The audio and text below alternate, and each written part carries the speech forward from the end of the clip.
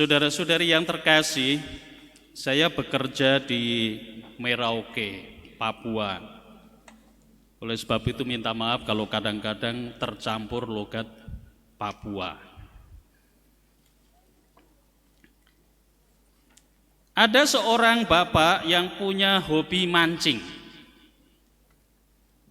Karena saking hobinya, maka hari Minggu juga sering lupa ke gereja karena pergi mancing.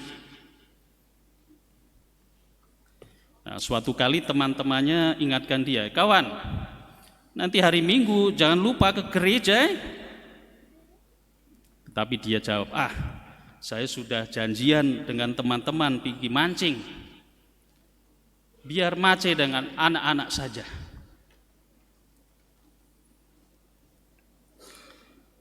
Kemudian suatu hari dia juga bertemu dengan pastor paroki di jalan. Pastor juga ingatkan, Pace, lama tidak kelihatan ini. Hari Minggu jangan lupa ke gereja. Tapi dia jawab dengan kata-kata yang sama, Pastor, kalau saya tidak pergi gereja, gereja tidak kosong juga toh. Nanti biar Mace dan anak-anak saja pergi ke gereja. Nah, singkat cerita, suatu hari mereka satu keluarga ini hendak pergi menghadiri acara keluarga besar di suatu kampung. Mereka charter mobil, tetapi malang tak dapat ditolak. Mereka mengalami kecelakaan dan seluruh penumpang dalam mobil itu tewas. Dan naiklah mereka satu keluarga itu ke surga. Dan sampai di pintu surga, mereka jalan lurus-lurus saja mau masuk. Lalu Santo Petrus yang melihat mereka itu menegur bapak itu, Pace, mau kemana? Bapak itu bilang, mau masuk tuh. Lalu Santo Petrus bilang, biar Mace dan anak-anak saja.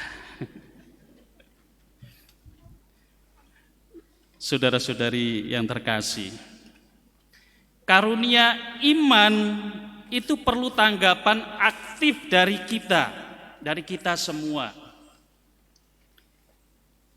Hari ini dengan perumpamaan tentang seorang penabur, Yesus mengajar kita bahwa Allah sebenarnya tiada henti menabur sabdanya. Allah tiada henti menabur kasih karunia kepada kita. Tetapi sabda Tuhan, kasih karunia itu mau tumbuh atau tidak, mau mengubah hidup kita atau tidak, masih tergantung dari kita. Tergantung dari tanggapan kita terhadap benih firman Allah yang ditabur itu. Nah, ada beberapa hal yang dapat kita renungkan dari perumpamaan yang kita dengar dalam bacaan Injil tadi. Yang pertama, mungkin kita pikir-pikir, Tuhan ini kalau sebagai petani bodoh.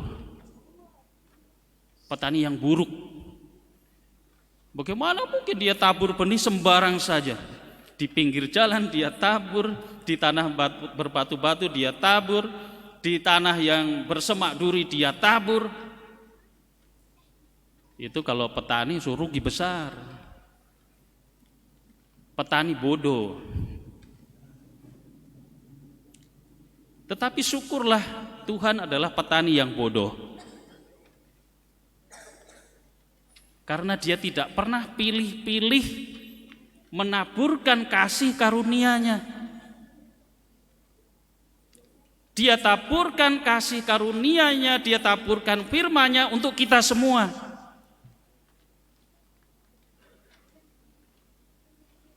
Dia tidak pilih, kamu yang baik-baik saja ini yang saya kasih karunia.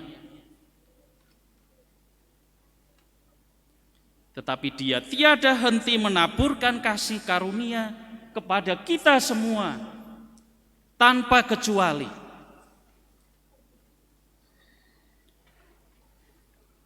Lalu yang kedua soal jenis tanah.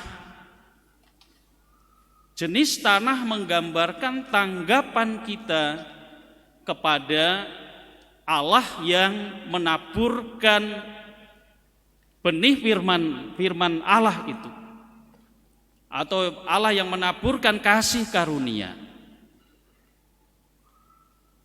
Yang pertama adalah pinggir jalan.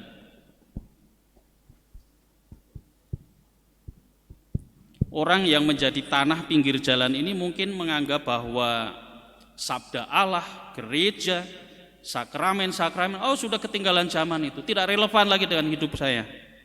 Kuno itu. Tidak perlu. Maka orang yang menjadi tanah pinggir jalan tadi ya lebih memilih yang lain saja. Lebih baik saya pergi mancing daripada saya pergi ke gereja. Lebih baik saya nonton TV di rumah, enak santai nonton film Korea. Nah, jadi lebih pilih bintang film Korea daripada Kristus.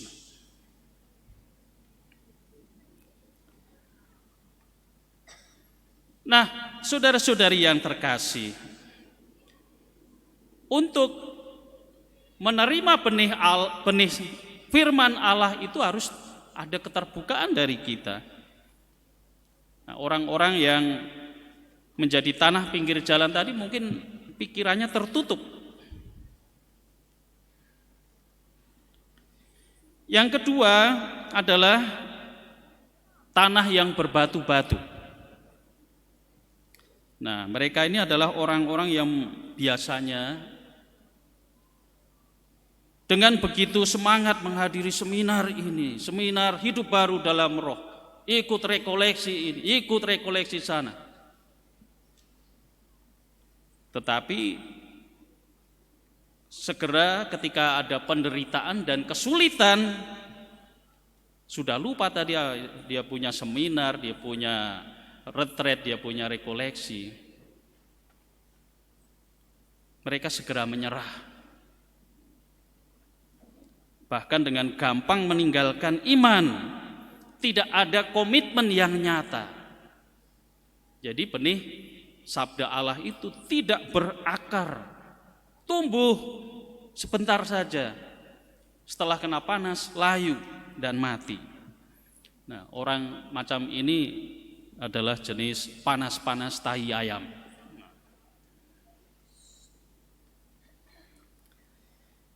Yang ketiga adalah tanah yang bersemak duri. Ini adalah tipe orang yang disibukkan dengan segala macam hal duniawi, mengumpulkan uang, akumulasi materi, dan hal-hal duniawi lainnya, sehingga doa dan pelayanan kasih dilupakan. Misa ya datang misa, tapi ya rutinitas saja. Ya, bukan berarti kita tidak perlu harta benda, bukan berarti kita tidak perlu duit. Tetapi kita diingatkan bahwa perkembangan dan kemajuan manusia itu harus holistik, penuh. Tidak hanya di bidang duniawi saja,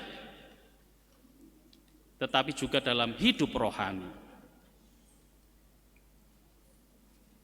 Nah, orang-orang yang hanya sibuk dengan urusan duniawi ini seperti orang bungkuk.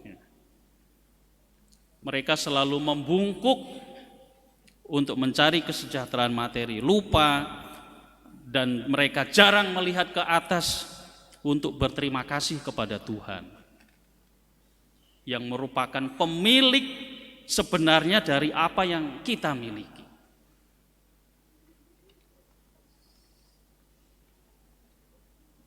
Nah, kalau tanah yang subur sudah jelas, orang yang terbuka, ya, yang memberi tempat bagi firman Allah itu untuk tumbuh subur dan menghasilkan buah-buah kasih, buah-buah iman yang nyata dalam hidup kita. Lalu poin yang ketiga, saya tertarik untuk memperhatikan apa yang dikatakan oleh Yesus ketika dia bercerita tentang sebagian benih yang jatuh di tanah berbatu.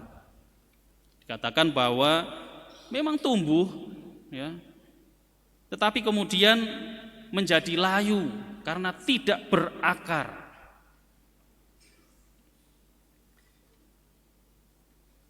Sebuah pohon menghasilkan buah yang baik karena punya akar yang kuat.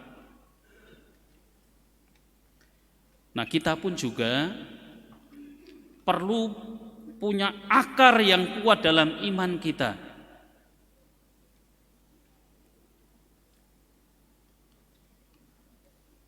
Santo Paulus pernah mengatakan, hendaklah kamu berakar dalam Dia dan dibangun di atas Dia.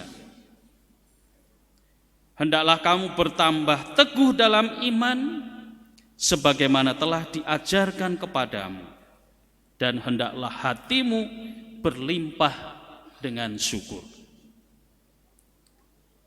Saudara-saudari terkasih, mari mohon dalam perayaan Ekaristi ini supaya kita menjadi tanah yang baik bagi kasih karunia yang ditaburkan oleh Allah kepada kita,